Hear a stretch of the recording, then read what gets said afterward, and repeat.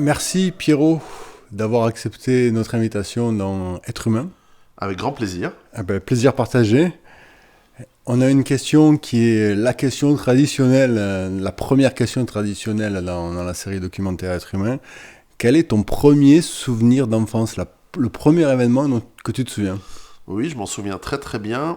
Après, je ne sais pas exactement l'âge, mais mes parents m'ont emmené aux Pays-Bas, Hollande, à Amsterdam, lorsque je devais être très petit, en avion, et j'ai ce souvenir de cet avion qui partait de Paris, de Genève, et je me souviens de Moulins avant, dans la brume entre l'aéroport visiblement et la ville. Je suppose que c'était Amsterdam, et j'ai ce souvenir de brume, de Moulins avant et d'avion. Euh, je ne sais pas si j'avais avoir 2 ans ou 3 ans, mais j'ai ce vieux souvenir. Voilà. Très bien. Et ton plus beau souvenir d'enfance? Les plus beaux souvenirs d'enfance, j'en ai. La particularité extraordinaire de l'enfance, c'est qu'on en a beaucoup. Et je suppose que même les gens qui ont des enfances difficiles, ce qui n'est pas mon cas, moi j'ai une enfance merveilleuse, il y en a pléthore. Et donc des beaux souvenirs d'enfance, c'est jouer dans le jardin de la maison où mes parents habitaient, grimper dans un séquoia géant qui faisait 30 mètres de haut, et sans que personne ne le sache, parce que c'était interdit évidemment de grimper tout en haut, 30 mètres, et de grimper quand j'avais 6-7 ans, comme aiment le faire les enfants, ou même peut-être plus jeunes, grimper tout en haut de cet immense arbre, et de voir loin le lac près de Genève, et redescendre, et que personne n'allait savoir que je l'avais fait. C'était des beaux souvenirs. Quel genre d'enfant étais-tu? Alors, enfant, j'étais un enfant justicier. Redresseur de tort, on dit, je crois, en français. Voilà, à la récréation, j'allais toujours essayer de protéger les plus faibles. C'est une très mauvaise idée, parce qu'on s'en prend plein la tronche. C'est très louable, c'est très louable. Je ne sais pas, c'est un instinct en tout cas, et ça me coûte cher dans ma vie. En tout cas, j'aimais faire être redresseur de tort. J'étais un enfant déjà, et je suis resté un adulte provocateur, avec un sens de l'humour qui est un peu décalé, qui est un peu le mien, comme vous allez vous en rendre compte si la vidéo ne sera pas bannie et censurée, mais en tout cas, oui, j'étais un enfant physique, je grimpais aux arbres, je courais pas dans tous les sens, espiègle, solitaire aussi, parce que on habitait loin de la ville, à la campagne, et l'école était à la ville. Et donc la plupart de mes amis étaient à l'école, habitaient en ville. Et donc le transport scolaire qui était long pour arriver chez moi fait que, à part les mercredis après-midi ou éventuellement les anniversaires où on s'invitait, les enfants s'invitaient à l'époque, je parle des années 70, eh bien j'étais quand même souvent solitaire, donc grimper aux arbres, jouer dans mon jardin, jouer avec mes petits jouets, lire, c'était mes passions, et donc j'ai un plaisir à rester dans mon coin, si nécessaire. Je suis sociable, mais j'aime beaucoup être solitaire. Le métier de ton papa? Mon père était dans l'informatique, donc il a commencé au début des années 60, dans 63 ou 64, dans ce qui était à l'époque ce qu'on appelait les mini-ordinateurs, qui étaient des ordinateurs relativement petits, qui remplissaient pas des pièces entières, qui étaient des boîtes comme ça, des armoires, mais qui étaient relativement petits, très puissantes pour des sociétés américaines, dans laquelle il est resté toute sa carrière, et il est devenu responsable de l'Europe de cette société, donc il est devenu cadre supérieur dans cette boîte américaine qui a eu jusqu'à, je me souviens qu'il avait au sommet de sa carrière, 60 000 employés pour lui, qui bossaient pour lui. Alors il était employé lui aussi, c'était pas le propriétaire, hein, c'était mais donc il avait un métier qui a grosse responsabilité, qui nous a amené à beaucoup voyager avec lui, parce qu'il a eu cette présence d'esprit intelligente, je crois, d'emmener sa famille souvent avec lui lors des voyages d'affaires, lorsqu'il y a des congrès ou des choses comme ça. Et puis, il avait aussi cette particularité dans ce métier d'utiliser les talents culinaires de ma maman, qui est italienne, donc, elle aussi, et qui cuisinait des bons petits plats à la maison. Et donc, il amenait souvent ses collègues, ses supérieurs ou ses clients importants à la maison. Donc, j'ai vu défiler des grands noms de l'industrie européenne qui passaient à Genève, donc à la fois dans les sciences comme dans les grandes entreprises.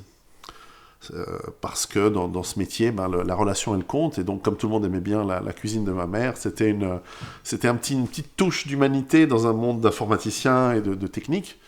Et j'ai beaucoup écouté donc à table avec ces grands monsieur de l'industrie, et donc j'ai appris, et ce qui a fait que j'ai eu une carrière assez précoce, parce que j'avais des notions qu'on n'apprend même pas dans un MBA, forcément. Ta maman était donc mère au foyer. Oui. Quel rapport tu avais avec tes parents? Est-ce qu'ils t'ont enseigné des valeurs que tu as encore en toi aujourd'hui? Certainement.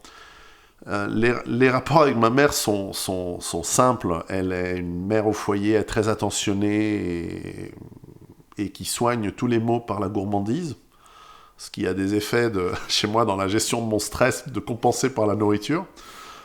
Il y a pire, hein. Ça pourrait être la drogue ou d'autres choses. Moi, je compense un peu avec la bouffe. Donc, je fais un peu mon yo-yo en fonction de mes phases de stress dans la vie.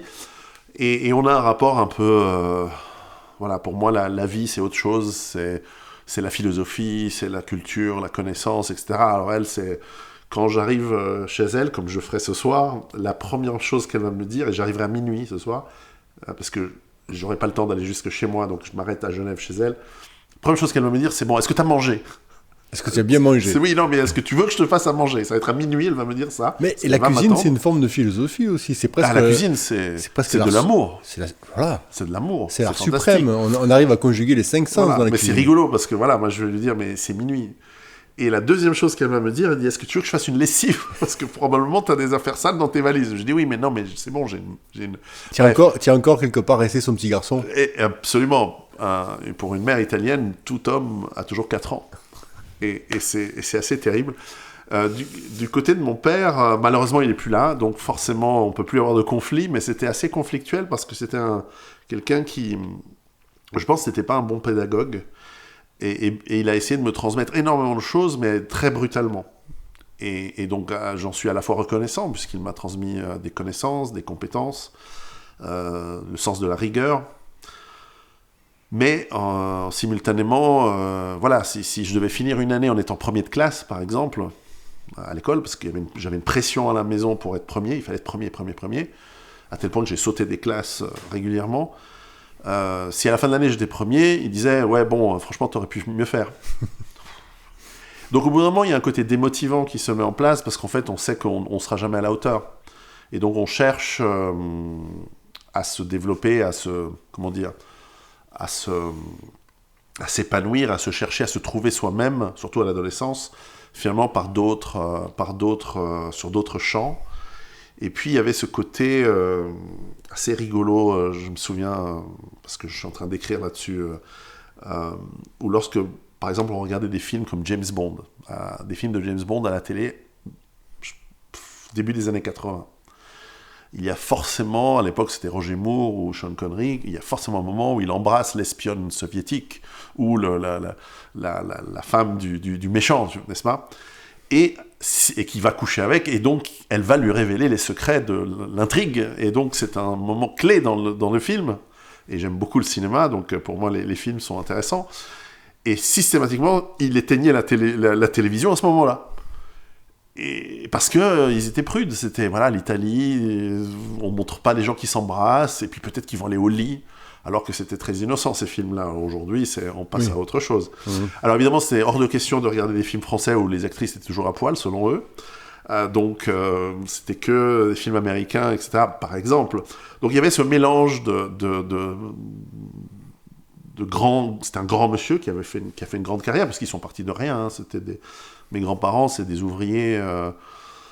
Si je vois du côté de mon père, j'ai un grand-père qui nettoie les rues à Turin, en Italie, et du côté de ma mère, mon grand-père Il a été mécanicien auto, chauffeur, et ensuite vigneron. Voilà, donc et leur grand-père était mineur. Donc c'était des gens très, très humbles. Donc il a fait une carrière impressionnante, ce qui nous met un petit peu à l'abri du besoin aujourd'hui, mais qui était dur. C'était encore cette vieille mentalité très dure, mais à la fin, j'en suis content, puisque elle nous donne la rigueur et le sens du travail, qui parfois manque chez beaucoup. À l'école, il y a une matière, une discipline que tu aimais particulièrement? Alors, la cocasserie de la chose est que à l'école, puisqu'il fallait être parmi les meilleurs, il fallait forcément être dans les scientifiques. Il fallait forcément faire l'équivalent français du bac C. En Suisse, ça s'appelle la maturité scientifique, mais c'est la même chose. Et donc, il fallait être en maths, physique, potentiellement ingénieur plus tard. Et moi, je suis un littéraire, en fait. Moi, j'aime les langues. Moi, je voulais faire de l'allemand, du français, évidemment, de la littérature, de la philosophie, de l'anglais, et toutes sortes de matières dans lesquelles j'étais bon. Alors que maths, physique, géométrie, je ramais, c'était dur. Et donc, j'étais pas très bon. Donc, j'ai, à l'adolescence, des mauvaises notes. Et donc, je me faisais engueuler à l'école et à la maison. Parce que comment c'est possible que tu aies à peine la moyenne en maths, à peine la moyenne en physique, alors que tu es en scientifique? Oui, mais peut-être que je ne devrais pas être en scientifique. Mais voilà, j'ai terminé quand même mon bac, enfin l'équivalent de la Suisse du bac, la maturité, avec plutôt des bonnes notes. Mais les matières que j'aimais, c'était les matières littéraires, en fait. J'aimais bien le français, faire les dissertations, donner mon avis. Voilà, j'étais déjà dans l'écriture. Mais ma carrière a été plutôt liée à l'informatique, donc à l'aspect technique quand même. Dans cette enfance, est-ce que tu as fait une grosse bêtise? Grosse, non, mais je vous en donnais une qui est assez charmante et touchante peut-être pour ce que peut faire un enfant. J'étais très amoureux depuis l'âge de 6 ans d'une jolie blonde alsacienne, française qui s'appelait Elsa, blonde aux yeux bleus. J'ai pas changé depuis, mais enfin... Et donc, vers l'âge de 8-9 ans, donc c'était un amour platonique, évidemment frustré à cet âge-là, j'étais très romantique. C'est un de mes défauts que j'ai soigné depuis, mais en tout cas, c'était comme ça. Et donc, nous étions en course d'école, et en train de jouer avec mes copains, je suis tombé dans le lac. J'ai glissé sur un caillou, je suis tombé dans le lac, donc je suis rentré tout mouillé. Et cette fille, Elsa, elle aussi, mais pas dans les mêmes circonstances, et pas au même endroit, et pas au même moment. Mais enfin, le soir, quand on a dû rentrer de la course d'école en bus, nous étions les deux mouillés, complètement trempés, parce qu'on était tombés les deux dans le lac. Parce qu'elle était aussi un peu... Enfin, moi, je suis pas un garçon manqué, je suis un garçon, mais elle était garçon manqué. Mais tu es intrépide, quoi. Et intrépide. Et donc, voilà. Et donc, quand je en ai rentré, la bêtise, c'était celle-là. La bêtise, c'est que quand ma mère m'a vu arriver mouillé, j'ai inventé une histoire créative de roman. C'est que j'ai plongé dans l'eau pour sauver ma dulcinée, forcément. Et donc ma mère, au lieu de prendre ça, donc je devais avoir 8 ans, 9 ans, 10 ans peut-être, et au lieu de prendre ça au pied de la lettre et se dire, ouais bon, le lendemain, elle a appelé la maîtresse pour demander si la fille allait bien, parce que puisque je l'avais sauvée, maintenant, on était responsable d'elle, forcément. Et elle a dit, mais pas du tout, etc. Donc je me suis fait gauler à fabuler. C'est souvent à cet âge-là qu'on raconte un peu, qu'on se fait on fait une différence entre le monde imaginaire, on fait pas trop la différence entre le monde imaginaire et le monde réel. Ça arrive à ces âges-là, et puis voilà, j'étais dans mon trip romantique, créatif dans ma tête. Et donc j'ai dû me faire, parce que forcément elle a dû appeler aussi la fille, les parents de la fille, alors mon fils. Bref, donc je me suis payé un peu la honte. Donc pour moi, c'est une grosse bêtise de plus jamais se repayer la honte. Mais cette âme d'enfant, est-ce qu'en définitive, c'est pas ce qu'on recherche tout le temps dans notre vie, la préserver? Est-ce que c'est pas ça là la plus magique?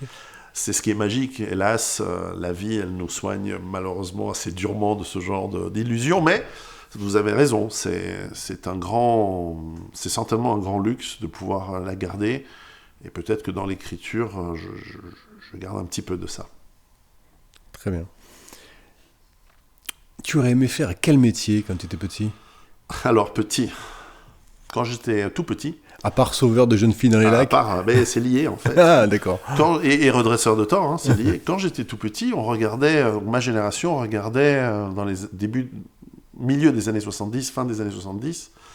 Tu sais, on avait 3 chaînes de télévision. Et puis, on avait eu soudain l'accès à la télévision française depuis Genève. Et donc, on avait, je me souviens très bien, le mercredi, on avait l'assemblage de ces trucs TF1 qui se mettaient en place, et on attendait le mercredi. Alors, il y avait Récréa 2, ou sûrement il y avait un autre mot avant, et sur TF1, il y avait ça aussi, il y avait, comment ça s'appelait, Dorothée, et tout ça. Et je confonds peut-être les deux chaînes, mais c'était... Alors, c'était quoi ? Et donc, il y avait Goldorak. Aïe. Et donc, moi, je voulais être pilote de Goldorak. Je voulais être pilote de robots, et puis d'aller dans l'espace.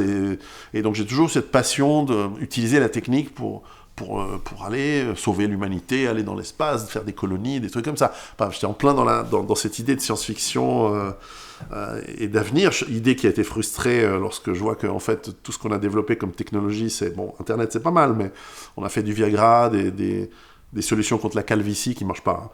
Et donc, à la fin, c'était un peu ce que je rêvais de faire. Puis plus tard, j'aurais souhaité être ingénieur pour concevoir des navires, des bateaux. Puis ça m'a passé.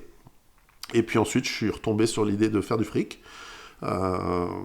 Puis ensuite, j'ai voulu être écrivain. Et voilà, je suis devenu écrivain. Donc, ton premier travail ? Alors, le premier travail tout court, c'est, quand j'étais gamin, de travailler tous les étés à d'abord enlever les mauvaises herbes dans le jardin, dans la maison de mes parents, et puis ensuite chez les voisins contre rémunération, parce qu'il ne faut pas déconner, tout travail mérite salaire. Donc, dès l'âge de 12 ans, comme ça, j'ai commencé à me faire un peu d'argent de poche l'été, et puis ensuite, j'ai demandé à bosser dans des entreprises là où c'était possible, et j'ai toujours bossé l'été pour essayer de mettre de côté un peu de sous. Et les stages pendant mes études universitaires étaient dans des entreprises d'informatique. Je dois avouer que j'avais un peu des pistons dans l'industrie. Et puis mon premier job, ça a été d'être... alors c'est un grand titre, mais en réalité, j'étais tout seul. C'était de m'occuper du marketing. Donc j'étais responsable du marketing pour la Suisse romande, pour une société américaine qui à l'époque était encore petite, qui s'appelait Oracle, qui est devenu un géant aujourd'hui. Et donc, j'avais même pas d'ordinateur, hein, j'avais rien. Il n'y avait pas de budget, pas d'ordinateur, mais voilà. Et il fallait aider les vendeurs à faire leur chiffre d'affaires par du marketing. À l'époque, c'était des lettres, des courriers, des mailings physiques, hein, parce qu'on n'avait pas vraiment Internet. C'était en 93. Internet est arrivé très vite. Et donc, j'ai pu appliquer un petit peu tout ce qui était innovant à l'époque, des techniques de marketing guérilla, de tout début des mailings par Internet, etc. On a eu beaucoup de succès. Mais voilà, c'était un premier métier.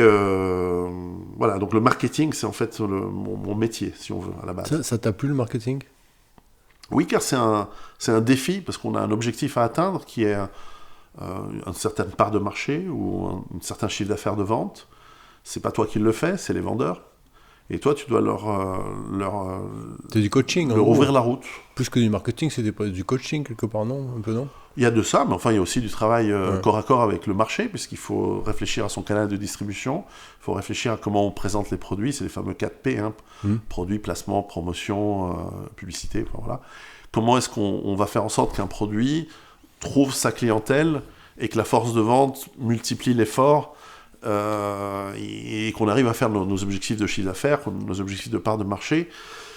Alors j'avais la chance d'être dans des marchés porteurs, ça fait toute la différence, hein. Celui qui doit vendre quand le courant, celui qui rame quand le courant est propice, il rame vite. Et donc ça c'était un plus. Mais j'ai beaucoup aimé. J'ai passé des années extrêmement galvanisantes à faire ça. Il n'y a pas eu le petit garçon du début qui, à un moment donné, venait voir le spécialiste en marketing qui lui disait peut-être que on s'échappe un peu du sauveur de l'injustice. Un peu pendant mes études, parce que clairement, ma spécialisation en marketing, c'est le supermarché. Donc, pour terminer mes études, j'avais fait un mémoire sur comment on développe la mise en place d'un supermarché dans une nouvelle région. Donc on travaille sur les mètres carrés, les têtes de gondole, comment on installe les choses, qu'est-ce qu'on met comme spray pour donner l'odeur, le fait de mettre, c'était le tout début du fait d'avoir sa propre boulangerie pour avoir l'odeur, parce qu'on savait qu'on a vu des tests, les gens quand ils entendent l'odeur du pain frais, ils achètent plus, etc. Donc voilà, ma formation était plutôt d'aller dans le marketing de produits de consommation. Le marketing sensoriel quelque part. Il y avait de tout. Ouais. Il y avait de tout. Et là, ça me plaisait pas. En fait, j'ai fait mes études, j'ai eu mon diplôme. Parce que vendre du dentifrice à des gens en disant ce dentifrice il est plus génial que celui d'avant. Si tu l'achètes pas, tu es mort. Ça me gonfle. Les couches culottes unisex, non, maintenant elles sont pas unisex. Non, maintenant elles sont nouveau unisex.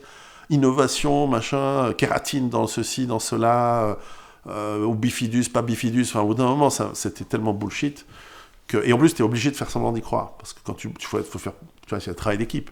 Donc si tu bosses pour Colgate Palmolive, si tu bosses pour Nestlé, si tu bosses pour toutes ces grandes boîtes, Unilever, etc., tu es obligé d'y croire, quoi. Tu es obligé de faire semblant d'y croire. Tu es obligé de dire non, mais on est teamwork, on est équipe.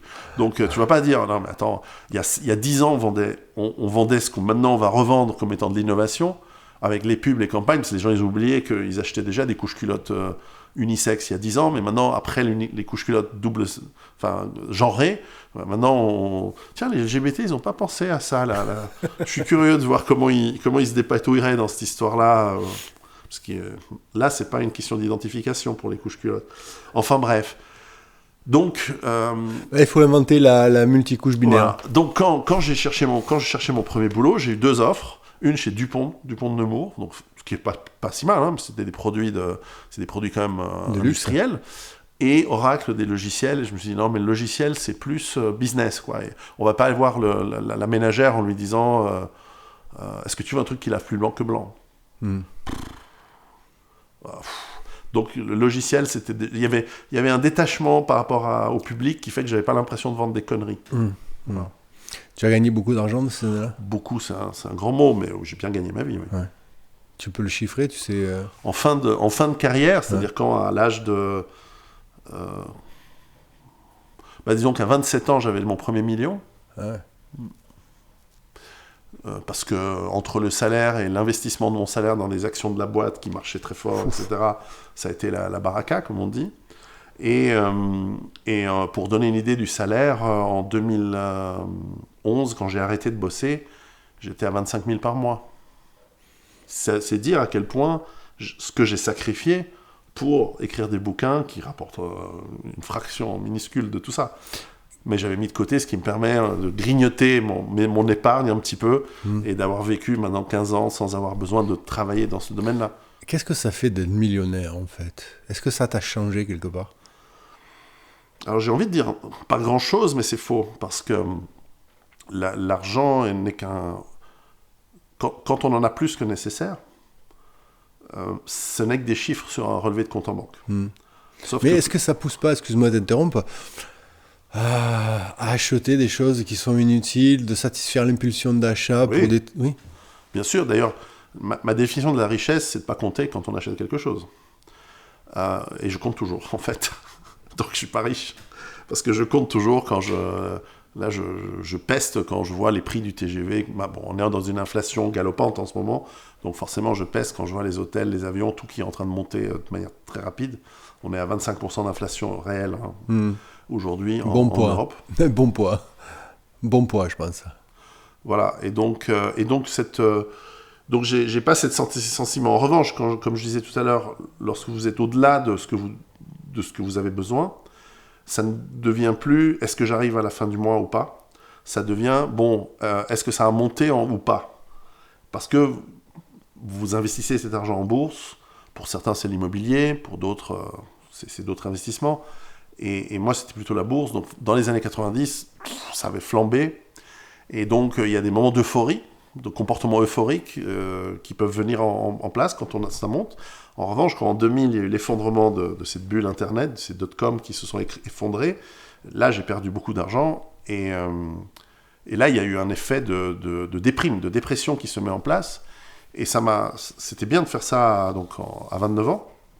En 2000, j'avais... Oui, parce que tu as encore de la marge. D'une part, j'ai encore de la marge.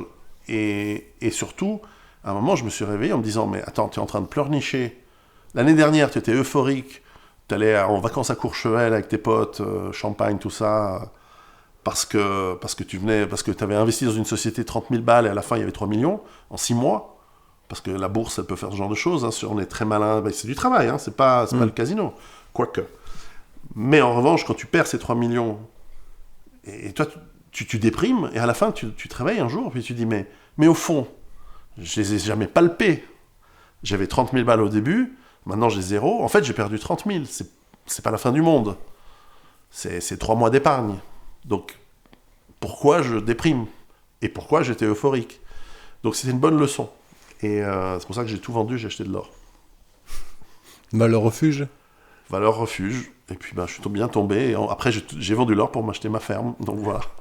Donc, j'ai eu le cul bordé de nouilles de ce côté-là. Mais aujourd'hui, voilà, j'ai peu de liquidité parce que les livres gagnent relativement peu. Même le premier qui était un best-seller, en fait, j'ai jamais été payé parce que la boîte a fait faillite. Ah, bravo. Pas de bol. Mais voilà, c'est à partir d'un certain moment, et c'est pour ça qu'il faut pas cracher sur l'argent ou même sur les gens qui gagnent de l'argent ou même avoir peur de gagner de l'argent, parce que l'argent te donne une liberté, la richesse te donne une liberté de pouvoir ensuite faire ce que tu veux, quitte à ne plus en gagner. Et c'est ce qui permet aussi, j'étais hier à Cannes ou à Nice, donc il ne faut pas être communiste socialiste, il faut dire non, mais qu'il y ait des gens qui gagnent de l'argent, honnêtement, c'est bien. Ensuite, ce qu'ils en font, c'est à eux de voir. Mais par exemple, on logeait pas au Negresco, mais on est passé au Negresco à Nice, et on voyait cette ancienne propriétaire, cette dame qui avait fait des collections d'art, mais elle a fait vivre des artistes qui auraient crevé la dalle sans elle peut-être. Et donc, est-ce que finalement cet argent, il n'a pas servi à créer quelque chose? Ensuite, on apprécie la beauté ou non, mais de l'art. Mais c'est depuis de tout temps, les Médicis finançaient Léonard de Vinci, finançaient les grands artistes, les papes qui étaient pleins de thunes, ils finançaient la chapelle Sixtine. Quand je l'ai vu il n'y a pas longtemps, j'étais à Rome pour une conférence en Italie.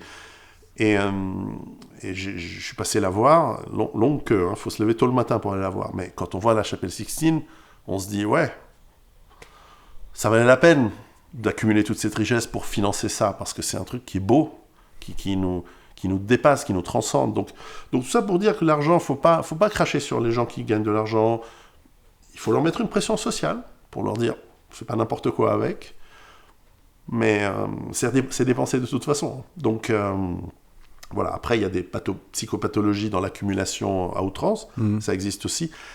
C'est pas trop mon truc.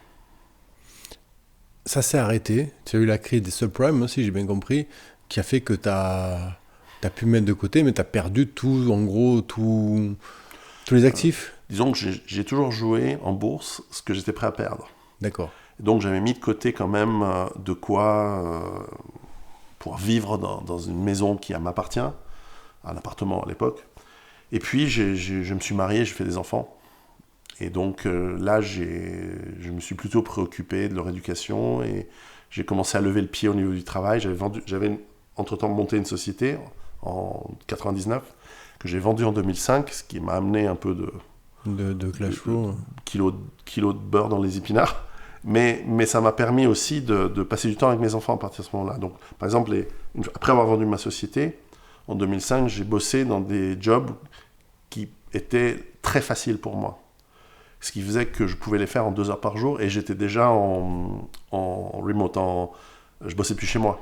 Je ne sais pas comment on dit en français. Depuis le Covid, c'est devenu à la mode, mais voilà, je n'étais pas en présentiel. J'étais en distanciel. Distanciel, on dit en français. Voilà. Et donc, à distance, je pouvais m'occuper de mes enfants la plupart du temps, écrire mes livres. Ce qui est devenu le premier bouquin en 2011. Et finalement, j'ai kiffé ma race avec les gosses. Enfin, j'étais super content avec eux. J'ai passé et depuis, je suis resté à la maison. Donc, de 2006, mon aîné est né en 2005, à la naissance du dernier, 2013, du quatrième, on est 4. 4 garçons? Non, garçon, fille, garçon. Ah. Et donc j'ai passé énormément de temps avec eux. Là, maintenant, c'est eux qui veulent plus passer du temps avec moi. Ils sont grands, ils partent à l'armée, ils partent faire des études à l'étranger. Voilà, c'est leur vie. Et bon, mais le temps que j'ai passé avec eux est irremplaçable. Donc cette carrière m'a permis. S'il y a une chose de fantastique qu'elle m'a permis, c'est pas la bagnole, c'est pas les voitures, c'est pas le luxe. C'est développer le vrai luxe, c'est d'avoir vécu avec mes enfants pendant qu'ils étaient petits, parce que ça, je le ferai jamais plus. Ouais, une autre forme de richesse. C'est une richesse irremplaçable. Après, elle reste égoïste, c'est pas de l'œuvre d'art qui restera à la postérité. C'est pour moi et pour eux. C'est du temps et c'est précieux le temps. Ouais. tu as pris conscience à ce moment-là, en fait, on va rentrer dans le cœur du sujet, que ce monde tel que nous le vivions, tel que tu l'as vécu toi, était un monde qui courait à sa perte. Comment ça s'est passé? Est-ce qu'il y a eu un déclic particulier, un moment précis? Pas un moment précis, mais il y en a eu plusieurs. Je travaillais dans la deuxième partie des années 90. Je développais les marchés toujours pour Oracle. Après avoir fait la Suisse, je suis parti en Afrique, développer l'Afrique. Et plus tard le Moyen-Orient et l'Europe de l'Est pour cette société. Et donc, j'ai été exposé à de nombreux voyages, forcément, qui m'ont aussi exposé à la réalité du monde, qui n'est pas la réalité de la Suisse confortable ou de la Californie, où était mon employeur. Je connais bien les États-Unis, mais bon, quand on va dans les jungles du Congo pour aller voir la Gécamine à Lumumbashi, pour apporter, après des heures de voiture en Jeep, en brousse, avec l'ordinateur dans le coffre, les CD, parce que c'était juste avant Internet, puisqu'ils n'en avaient pas, pour aller installer les trucs là-bas, se faire payer en diamants, trouver un moyen que ces diamants, parce qu'on dit, je pars pas d'ici avec des diamants, je fais 3 km dans la brousse, et je me fais découper là en rondelles, c'est pas possible. Et ils vont le savoir, enfin, faut arrêter les conneries, non, donc il faut trouver des gens qui viennent... qui achètent les diamants, qui viennent les chercher d'une autre manière. Enfin, c'est très compliqué. On a eu des aventures. Ben, tiens, est-ce qu'il y en a une qui t'a marqué? Parce que ça, c'est croustillant. Celle-là, elle est extraordinaire, parce qu'on a dû... Alors en fait, comme ils voulaient nous payer en diamants, nous, on a dit, c'est exclu qu'on reparte avec les diamants dans la poche. Donc en fait, le service, tu leur ramenais un service qui était... C'est les mines. Donc Gécamine, c'est une immense exploitation de mines, de cuivre, de tout ce qu'on veut là-bas. Donc Lumumbashi, c'est dans l'est du Congo, qui était un petit peu en guerre civile un peu à l'époque, puisqu'il y avait un gouvernement central à Kinshasa. Est-ce que c'était encore Mobutu? Je ne sais plus. Et à l'est, il y avait les rebelles de Laurent Gbagbo à l'époque qui avaient... le contrôle des mines et qui essayaient de gagner de l'argent avec ces mines. Sauf que les mines, il faut bien qu'elles soient efficientes, parce que c'est pas parce que tu as une mine que tu dois payer des salaires. Et là, le minerai, il était exporté par l'Est, à travers les montagnes jusqu'à la côte de l'océan Indien, pas à travers les jungles jusqu'à l'océan Atlantique. Donc nous, on avait déjà comme client la mine de Zambie qui était ZCCM. Je crois que ça s'appelle Kivu, non, c'est pas Kivu, c'est bref, dans le nord de la Zambie. Et donc de là-bas, donc, comme ils étaient en contact, ils ont dit on aimerait bien faire les mêmes choses que vous faites déjà là-bas, avec des bases de données, des systèmes pour gérer la paye, les employés, les ressources humaines, parce que tout ça doit être automatisé. C'est des dizaines de milliers d'employés qui travaillent dans la mine. Et ces gens, ils ont un salaire. Donc tout ça fait sur note de papier avec du cash, etc. C'est un peu le bordel. Donc ils veulent organiser. En Afrique, ils sont pas cons. Hein. Ils veulent se moderniser. Ils veulent augmenter leur efficience, éviter la corruption. Parce que là, on ne sait pas qui s'en est mis dans les poches. Puis le type revient en disant j'ai pas été payé. Mais si tu as été payé, montre-moi. C'est un chaos. Donc informatiser, ne serait-ce que dans la partie entreprise, on peut pas demander aux travailleurs dans la mine. C'est pas des travailleurs qui viennent avec des manches et des pioches, hein, c'est des conducteurs de bulldozers, de grues, de machin. C'est des ouvriers, hein, c'est pas des esclaves. Mais donc même là, il faut industrialiser et rendre efficace cette industrie. En Afrique. Oh, absolument. Rock'n'roll quand même. Et donc tu dois te faire tes 8 heures de Jeep avec les ordinateurs, les CD, tout ça, pour installer pour installer le système de contrôle, on va dire. Et tout. Et donc, alors... Ça, c'est déjà une aventure, mais ensuite, comment on se fait payer? Parce qu'eux, ils disent, mais nous, on n'a pas d'Internet, il n'y a rien, on n'a pas de banque. En plus, c'est en guerre civile, donc comment on vous paye? Et on a des diamants, parce qu'on creuse aussi des diamants. Donc, on vous file des diamants. Je dis, ouais, non. Alors, le commercial, il dit, ouais. Je dis, non, tu te rends pas compte, les 8 heures de retour, il y a des gens dans la forêt. Hein, salut, cousin, tu sais, il y a les mecs, on leur a mis des diamants dans la voiture. On se fait découper en morceaux jusqu'à ce qu'ils aient les diamants. Non, c'est pas possible. Et donc, on a dû dealer avec une société israélienne via Anvers, donc entre Tel Aviv et Anvers, pour que eux, en fait, payent notre siège donc en Californie, avec le montant de ce que la boîte. Et eux, ils ont dealé avec les diamants directement parce qu'ils ont leurs moyens de venir de temps en temps. Donc, ils viennent en avion privé, je sais pas quoi, pour prendre les diamants. Parce que ces diamants, ils doivent bien sortir à un moment quelque part du pays. Et donc, en fait, on a dû dealer entre les Israéliens, les Belges à Anvers, enfin des Belges, les Israéliens aussi, et le siège de la boîte. Donc nous, finalement, on est arrivé avec nos ordinateurs et on est reparti à poil. Et on s'est dit, voilà. Après, ils peuvent nous torturer pour dire où sont les diamants, on les a pas. Donc on sera au moins sincère. Et donc ça, c'est une aventure excellente. Mais on en a plein, en Côte d'Ivoire, au Sénégal. Et puis c'est aussi des plus rigolotes, enfin des histoires rigolotes. Alors nous, on avait la particularité, j'étais dans vraiment une super équipe. Parce qu'en Afrique, il y a souvent des gens qui sont un peu, à cette époque-là, il y avait encore beaucoup de gens qui étaient en échec en Europe et qui étaient envoyés, parce que c'était des gens de bonne famille, mais en fin de race, quoi, qui étaient envoyés en Afrique, parce que genre, toi tu peux pas bosser en France, donc tu vas aller bosser en Afrique. Et puis, donc, ils envoyaient les gamins des grandes familles françaises, mais qui étaient un peu les ratés, quoi, les mecs un peu mal finis, quoi. Et tous ces gens, en Afrique, c'est très pauvre. Il y a des gens riches maintenant, mais il y a aussi il y a une classe moyenne. Mais il y avait aussi des gens pauvres, et ces gens, ils profitaient des prostituées, des machins comme ça. C'était sale. Et ça, nous, on n'a jamais aimé. On n'a jamais... on était là pour faire un job, on faisait un boulot, et on était sincèrement intéressés par la culture locale et les gens. On a essayé de les aider. Ça a été formidable, et ça a été bien rendu, parce que nos clients, qui étaient souvent de l'État, c'était les ports francs d'Abidjan, il y en a plein, en Éthiopie, dans tous les pays, pratiquement tous les pays. Eh bien, ils voyaient qu'on n'était pas là pour profiter, pour exploiter. On était là pour travailler, pour faire quelque chose en partenariat. Et alors, c'est peut-être un peu naïf de notre part, parce qu'après, quand même, on s'est rendu compte qu'il y a beaucoup de corruption. Mais enfin, ça a été extraordinaire. Donc, quand tu as 23 ans et que 24 ans, qu'on te parachute dans des pays aussi éloignés. Et puis après, j'ai fait le Moyen-Orient. Donc, j'ai bossé, justement, on parlait d'Israël. Donc, comme peut-être c'est mon côté italien d'avoir une ouverture d'esprit, je sais qu'aujourd'hui, ça doit être quasiment impossible de trouver des gens comme ça, mais c'est pour ça que j'ai de la peine à répondre quand on me fait des questions politiques, parce que je ne vois pas le rapport. Mais j'étais capable de bosser à la fois une semaine en Israël et de vendre $1 million de logiciels à l'industrie israélienne, que ce soit les pharmaceutiques, les banques ou l'armement, peu importe. Et la semaine suivante, de faire pareil en Arabie Saoudite. Et à l'époque, ils se détestaient. Maintenant, ça va.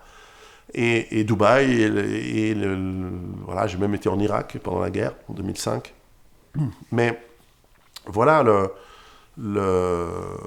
c'est des expériences extraordinaires de voyage. Bref, je suis en train de partir en tangente. Mais ce que j'ai pu voir dans ces voyages, c'est d'abord que le monde n'est pas comme la Suisse. Alors, les gens qui nous écoutent vont se dire, voilà, j'ai pas besoin d'aller en Afrique pour le savoir, t'as qu'à venir chez nous en France. Certes, mais le monde n'est pas comme en France. C'est hyper violent, c'est dur. Quand la pauvreté est grande, les gens sont prêts à tout. Et quand je dis à tout, c'est à tout. Est-ce que tu as vu, excuse-moi de t'interrompre, mais est-ce que tu as été confronté au vaudouisme là-bas ? Ou pas du tout ? Peu, mais quand même. Tu as vu un truc plutôt bizarre ? en Afrique de l'Ouest. Ouais, tu as vu des trucs qui t'ont choqué ? Pas choqué, mais j'ai vu, par exemple, des blancs. Des choses qui ont pu renverser tes modes de croyance, par exemple ? Non, pas jusque-là. Non. Pas jusque-là, parce que Mais en revanche, ce que j'ai pu voir, c'est beaucoup de gens... Alors, évidemment, des Africains, je pense que quasiment tous, ils y croient, aux idées de mauvais œil, aux idées d'empoisonnement à distance. Alors, je ne sais pas si on peut appeler ça vaudou, c'est un terme un peu fourre-tout, mais les gris-gris qui représentent quelqu'un et qu'on va torturer à distance pour faire du mal à une personne, ça, les gens y croient. Mais là où c'était vraiment intéressant, c'est que j'ai rencontré des Blancs, des Français, qui habitaient au Gabon, qui n'est pas le pays le plus pauvre d'Afrique, et eux aussi, ils y croyaient dur comme fer. Alors qu'ils sont nés en France, ils sont arrivés là-bas, et à tel point qu'ils me disaient très bien ce type, alors ça peut être c'est peut-être un épiphénomène, je ne peux pas faire de moyenne, c'est pas de la sociologie, mais ils me disaient, je t'emmène manger, on va déjeuner dans un restaurant, on va dans celui-là et pas dans les autres, parce que là, je connais le cuisinier. Comme ça, il ne va pas nous mettre des poudres pour nous ensorceler. Mais c'est un type costard-cravate, on bossait avec Total, enfin, voilà, c'est tout à fait moderne. On n'est pas en train de... Et tu as eu un événement que tu as pu constater qui t'a marqué, non ? Non, voilà, les gens croient au porte-bonheur, aux amulettes, dans les marchés, mais non, j'ai pas été exposé à plus que ça. Tu fais cette carrière brillante, tout s'arrête au subprime, tu te recentres sur tes enfants qui viennent de naître et l'éducation, et tu commences à écrire. Comment tu as voulu Enfin, comment tu as été inspiré en Ouais. fait pour partir sur ton premier livre où tu fais un constat qui dit que d'ici X années, Mhm. on va vers un Mais en effondrement fait, économique, culturel, en sociologique. voyageant, ce que j'ai surtout vu, c'est... Alors, j'ai vu que le monde était pas aussi confortable que le nôtre, mais jusque-là, c'est pas une tendance forcément qui s'inverse. Au contraire, le monde s'est enrichi depuis. La prospérité a augmenté objectivement dans le monde depuis les années 90 jusqu'à aujourd'hui. Il y a moins de pauvreté qu'avant. Maintenant, et on n'a pas eu besoin de socialisme, c'est étrange. En revanche, j'ai pu voir de la pollution de manière massive. C'est-à-dire qu'énormément de sociétés et même de pays en Occident dégagent leurs poubelles dans ces pays. Et eux-mêmes n'ont pas la conscience de l'environnement très développé. Donc, il y a souvent autour des villes, pas qu'en Afrique, au Moyen-Orient aussi, qui sont des vraies décharges à ciel ouvert, dans lesquelles il y a un microcosme de gens qui sont vraiment la classe sociale la plus basse, qui vivent dedans. Et qui vivent dans le recyclage de ce qu'ils peuvent recycler dans des odeurs, évidemment, une insalubrité absolue. Et ça, c'était vraiment une première prise de conscience de la réalité écologique. Moi, j'ai fait un peu de parcours, pas dans la politique, mais dans le militantisme un peu écolo, dans la fin des années 90, début des années 2000. Deuxième point qui m'a beaucoup réveillé, c'est en fait, avant la crise des subprimes, c'était après le 11 septembre, la guerre contre l'Irak. Le mensonge éhonté de dire il faut neutraliser Saddam Hussein et l'Irak parce que 11 septembre, d'abord il n'y a aucun rapport, et ensuite c'était clairement une fuite impériale, de guerre impériale, pour aller occuper des ressources ou interdire ces ressources à d'autres joueurs comme la Chine, etc. Je pense que c'était uniquement ça, parce que moi je trouvais que c'est tellement gros en fait, qui valent les ressources. Je me suis toujours demandé en fait s'il n'y avait pas autre chose en fait derrière. Alors, moi j'ai entendu des trucs. Ouais. Quand j'étais en Irak en 2005, c'était pas pour la guerre, c'était pour installer des systèmes. J'avais besoin d'argent, donc j'ai pris un bonus pour aller là-bas pour installer. Pour gérer un projet qui installait les systèmes pour les votations, pour les élections de 2005. Donc dans le sud, puis comme je parlais italien, j'étais dans la zone qui était occupée par les Italiens, donc dans le bas vers Nassiriya. Et puis ça s'est bien passé, j'ai eu de la chance, il n'y avait pas trop d'attentats. Les Italiens, ils sont cool. Quand ils occupent un pays, ils disent bon, écoutez, on va pas s'emmerder, on vous laisse faire les trafics. Toi, tu veux combien pour que ce soit calme? Puis à la fin, c'était tranquille. Ils ont acheté un peu tout le monde. Ils savent faire avec les mafias, avec les terroristes, ils savent faire en Italie. C'est un peu les initiateurs des des trucs. Américains, ils y vont avec les gros sabots, les tanks et tout, ça va pas. Non, puis c'était vraiment une occupation étrangère, quoi. Bref, ce que j'ai entendu dire, c'est qu'il y a eu beaucoup de vols de trucs anciens, d'œuvres anciennes, archéologiques importantes, y compris des artefacts babyloniens très anciens. Sumérien, par exemple. Voilà, de cette époque. Alors, je sais jamais... Sumer, c'est précédent à Babylone, je crois. Enfin, et là, il y a des rumeurs très folles qui circulent sur... alors, c'est des mécanismes, des piles, des batteries... alors, est-ce que c'était Moi, je crois beaucoup aux civilisations, enfin, croire. Je lis beaucoup et je me fais une idée comme quoi c'est tout à fait hypothétiquement possible de ce qu'on appelle les civilisations antédiluviennes.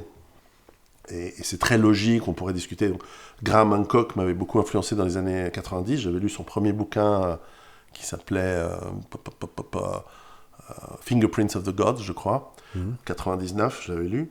Et c'est très convaincant. Après, j'en sais rien, je ne suis pas un archéologue, je sais pas des trucs. Mais c'est vrai que même en voyageant l'Égypte, quand on va en Égypte, les types ils disent non, mais ils ont fait ça avec un burin et des trucs. Tu te dis, mais non, ils ont utilisé des outils, c'est pas possible. Ah, on n'a jamais retrouvé les outils. Mais chez moi non plus, il n'y a pas d'outils. Quand j'ai fait construire ma ferme, quand je fais construire ma maison, je n'ai pas demandé aux ouvriers de laisser les outils dans le jardin pour qu'ils soient enterrés. Non, ils sont partis avec. Le bulldozer, il n'est plus là. Pourtant, il y avait un bulldozer, je l'ai vu.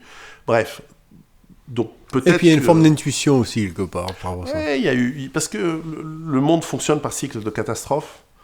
On en détermine de plus en plus finement, par exemple, en anglais, je ne sais pas en français, le Younger Dryas, qui est une catastrophe, c'est une pluie de météorites qui est tombée en Amérique du Nord, on le sait précisément, il y a 12 900 ans précisément, à quelques dizaines d'années près, on est sûr. Et on sait les conséquences que ça a fait. Bon, s'il y avait une civilisation quelque part dans le monde, au bord de la mer à ce moment-là, elle a été ravagée en quelques mois, peut-être années, parce qu'on ne résiste pas à ce genre de cataclysme. C'est les films de catastrophes d'Hollywood. En fait, il n'y a pas personne qui se sauve, en fait. Sauf les Cro-Magnons, qui en fait étaient les abrutis de l'époque, qui étaient encore à Lascaux en train de faire des dessins pouraves. Et puis ceux qui étaient vraiment intelligents, ils étaient au bord de la mer, à 50 mètres ou 100 mètres plus bas. Et eux, ils ont été ravagés. Puis de la même manière, alors les gens disent oui, mais non, mais nous aussi, on a des Maasai en Afrique qui passent leur journée à sauter en l'air avec leur lance et leur. Si notre civilisation devait disparaître d'un coup, aujourd'hui, ça fonctionnerait pas de la même manière puisqu'on n'est pas que au bord de la mer, on est aussi ailleurs.